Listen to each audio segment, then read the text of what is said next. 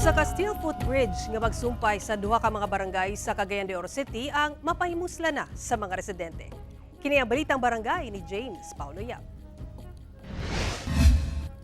Sulod sa pipila ka katuigan, problema sa mga mag-uuma sa barangay FS Catanico ug barangay Tablon ang palisuray.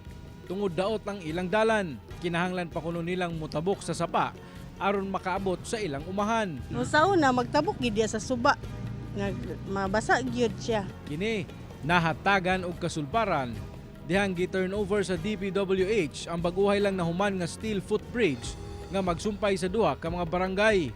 Ang pagkahimo sa maong tulay dakong tabang matud pa sa mga residente dinhi sa duha ka barangay. Tungod dili na kuno kinahanglan pa nga moagi sila sa sapa nga bahin aron nga magdala sa ilang produkto paingon sa syudad.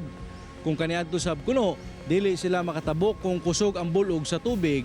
Karon, sayon na lang pinaagi niining bagong footbridge. So mas dali gid siya karon nga mapaabot ang mga produkto sa atong mga farmers diri sa sentro, no, kay na naman siya agianan gyud ni sakto. Panghinaot karon sa barangay nga ampingan sa mga residente ang tulay aron magamit kini sa dugay nga panahon. Mag-uuma man gyud mi.